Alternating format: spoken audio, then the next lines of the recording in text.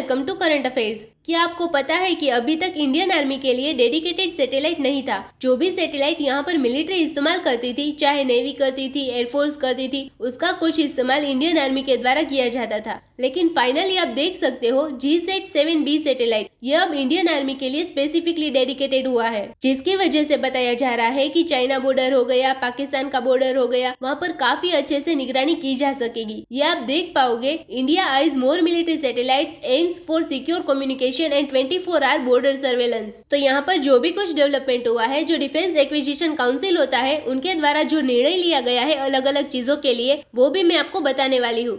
काफी कुछ जानने को मिलेगा इस वीडियो में, सो इस वीडियो को एंड तक जरूर देखिएगा। और आपने अभी तक हमारे चैनल को सब्सक्राइब नहीं किया है तो जरूर से सब्सक्राइब कर लीजिएगा, ताकि हमारे वीडियो की लेटेस्ट नोटिफिकेशन आप सभी को सबसे पहले मिल सके। तो चलिए शुरू करते हैं। आपको पता होगा कि मिलिट्री के द्वारा जो भी यहाँ पर प्रोक्योरमेंट किया जाता है, जो भी वेपन्स की रिक्वायरमेंट होती है, जितना भी खर्चा करना होता है, उसमें जो सबसे बड़ी बॉडी है जो इसको क्लियरेंस करती है, उसको कहा जाता है DAC, that is defence acquisition council. तो रिसेंटली उनके द्वारा 8,357 करोड़ का जो मिलिट्री का प्रपोजल था, उसको क्लियर कर दिया गया है, जिसमें जो सबसे बड़ी बात बताई जा रही है वो है मिलिट्री सैटेलाइट, जो कि स्पेसिफिकली डेडिकेटेड होगा इंडियन आर्मी के लिए, क्योंकि उनके द्वारा काफी समय से इसकी मांग करी जा रही थी और कहा जा रहा था कि एक डेडिकेटेड सैटेलाइट होना चाहिए। और राजनाथ सिंह जी ने यहाँ पर जो एक्सेप्टेंस ऑफ नेसेसिटी होता है GSAT-7B के लिए, वो यहाँ पर क्लियर कर दिया है। और जैसे मैंने बताया कि इसकी वजह से जो कम्युनिकेशन कैपेबिलिटीज है इंडियन आर्मी के पास, वो और ज्यादा यहाँ पर बढ़ जाएगा।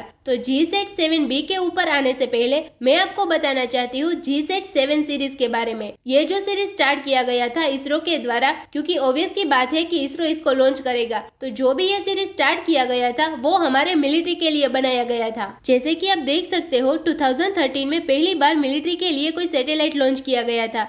GSAT-7 सीरीज इसको कहा जाता है। ये आप देख पाओगे 2013 में इसको लॉन्च किया गया था। और इसको लॉन्च करने का सबसे बड़ा एक मेन मकसद था कि जो हमारी इंडियन नेवी है, जो कि फॉरेन सैटेलाइट के ऊपर निर्भर रहती थी, जैसे इनमारसेट हो गया फॉर कम्युनिकेशन सर्विसेज, ये फॉरेन जो सैटेलाइट है उनके ऊपर निर्भर रहना पड़ता था। लेकिन उनकी निर्भरता थोड़ी कम करने के लिए यहाँ पर इंडियन नेवी के लिए ये GSAT-7 लॉन्च किया गया, ताकि उनको यहाँ पर कैपेबिलिटी मिल सके। GSAT-7 के अंदर अगर आप देखोगे तो यहाँ पर वाइड रेंज ऑफ सर्विस जो स्पेक्ट्रम है, from low bit rate voice to high bit rate data communication, ये सारी चीजें GSAT-7 सीरीज में देखने को मिली थी। और इसकी वजह से क्या था कि जो पूरा हमारा ओशिनिक रीजन है, इंडियन ओशन हो गया, जो भी पूरा रीजन है, वहाँ पर इंडियन नेवी को कम्युनिकेट करने में बहुत ज्यादा आसानी हो सके। लैंड मास पर भी यहाँ पर अगर कम्युनिकेशन करना है किसी प्रकार का, वो सारी चीजें की जा सके। तो ध्यान रखिएगा GSAT-7 जो सीरीज है उसको लॉन्च किया जाता है जियो सिंक्रोनस ट्रांसफर ऑर्बिट में। जैसे कि आपको पता होगा जियो स्टेशनरी होता है और जियो सिंक्रोनस होता है, तो ये बेसिकली लॉन्च किया जाता है at the altitude of 36,000 kilometre के आसपास, मतलब के अर्थ के 36,000 किलोमीटर के आसपास ये आपको देखने को मिलता है। जियो स्टेशनरी क्या है कि एग्जैक्टली इक्वेटर के ऊपर इसको लॉन्च किया जाता है, और जियो सिंक्रोनस ये टिल्टेड होता है, तो इसलिए इसे जियो सिंक्रोनस कहते हैं। और एक और चीज मैं आपको बता दूं कि ये जो GSAT-7 लॉन्च किया गया था 2013 में जियो सिंक्रोनस ट्रांसफर ऑर्बिट में,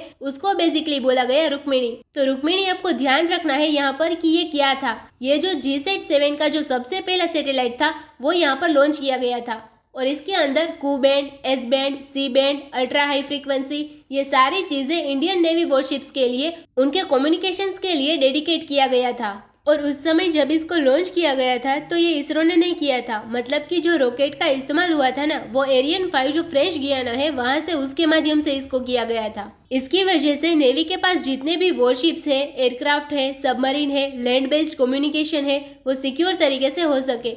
क्योंकि अगर हम दूसरे का सैटेलाइट इस्तेमाल करते हैं तो वो कम्युनिकेशन सिक्योर नहीं होगा। वहाँ पर फॉरेन एनिमी को पता चल सकता है, फॉरेन कंट्री को पता चल सकता है उसके बारे में, और वो डिटेक्ट कर सकते हैं कि क्या कम्युनिकेशन हो रहा है। इसके अलावा GSAT-7 के बाद फिर दूसरा सैटेलाइट आया हमारी मिलिट्री के लिए, वो था GSAT-7A। GSAT-7A को लॉन्च किया गया था 2018 में, और इसका नाम बोला गया इंडियन एंग्री बर्ड। तो ध्यान रखिएगा GSAT-7A को बोला गया इंडियन एंग्री बर्ड। ऐसा क्यों बोला गया? क्योंकि ये स्पेसिफिकली अगर आप देखोगे तो इंडियन एयरफोर्स के लिए था। तो सबसे पहले वाला इंडियन नेवी के लिए, फिर दूसरा इंडियन एयरफोर्स के लिए। ऑल्दो इंडियन मिलिट्री भी इस्तेमाल करती थी, करीब 30% बताया जाता है कि जो इंडियन आर्मी है उनके द्वारा भी इस्तेमाल किया जाता था। लेकिन स्पेसिफिकली आप कहो तो एयरफोर्स के लिए था। 2250 किलो वेट का ये सैटेलाइट आपको देखने को मिलेगा और जाहिर सी बात है कि एक प्रकार से आप कह सकते हो एयरफोर्स से उनके बीच में जो कम्युनिकेशन है वो बेहतर तरीके से हो सके, बेसिकली कम्युनिकेशन सैटेलाइट से। आई होप कि आप समझ रहे होंगे। और 8 साल की इसकी जो लाइफ है वो बताई गई है। अब मैं आती हूँ GSAT-7B, जिसकी अब हम बात कर रहे हैं। GSAT-7B इसलिए जरूरत पड़ा इंडियन आर्मी को क्योंकि इंडियन आर्मी का कहना था कि जो GSAT-7A है इंडियन एंग्री बर्ड, उसका 30% ही ट्रांसपोर्टर जो है उसका कैपेसिटी हम इस्तेमाल करते थे।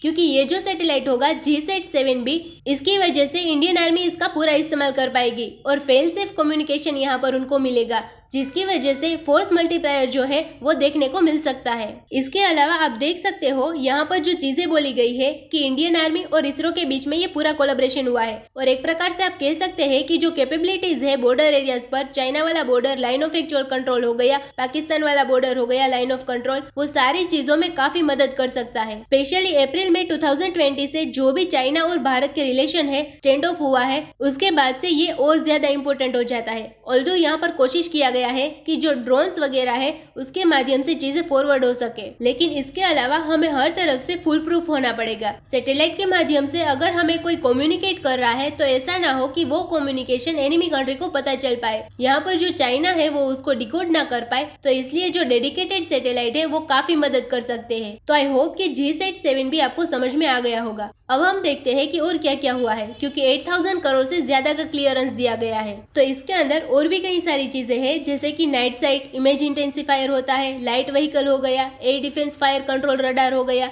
ये सारी चीजें क्या करेगी, जो विजिबिलिटी है रात के समय, मोबिलिटी हो गया, इसके अलावा यहाँ पर जो एनिमी एयरक्राफ्ट वगैरह है उसको डिटेक्ट करना, उन सारी चीजों में ये जो क्लियरेंस दिया गया है वो काफी मदद कर सकता है। इसके अलावा डिफेंस एक्विजिशन काउंसिल ने एक और काम किया है, देश के अंदर स्टार्टअप और MSME को बढ़ावा देने के लिए 380 करोड़ का प्रोक्योरमेंट हम करेंगे, करीब 14 डिफेंस आइटम्स का किया जाएगा। ये सब कुछ स्टार्टअप और MSME के माध्यम से करेंगे ताकि उनको भी सपोर्ट मिल सके। और अल्टीमेटली यहाँ पर क्वेश्चन है कि ये सारी चीजें मेक इन इंडिया के तहत करी जा रही है, क्योंकि आपको याद होगा कि अभी बजट में अनाउंस किया गया था सरकार के द्वारा 68% जो कैपिटल एक्सपेंडिचर है मिलिट्री के ऊपर, वो हम भारत के अंदर ही प्रोक्योरमेंट करने वाले हैं और कहीं ना कहीं उसी दिशा की तरफ हम जा रहे हैं। और इसका एक मेन कारण आप कह भी सकते हो कि रिसेंटली जो रशिया यूक्रेन वॉर चल रहा है उसमें इसकी आवश्यकता बहुत ज्यादा देखने को मिल रही है। क्यों?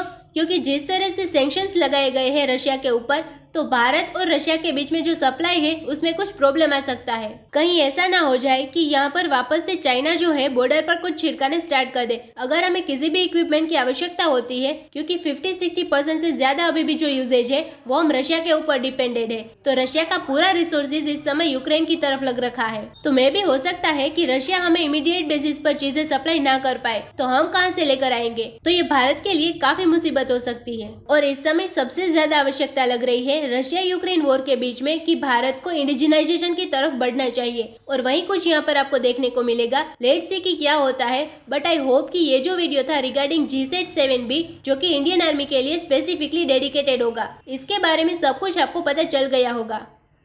तो इसी नोट के साथ वीडियो करते हैं खत्म। उम्मीद है यहाँ पे आपको काफी कुछ जानने को मिला होगा। Thank you for listening.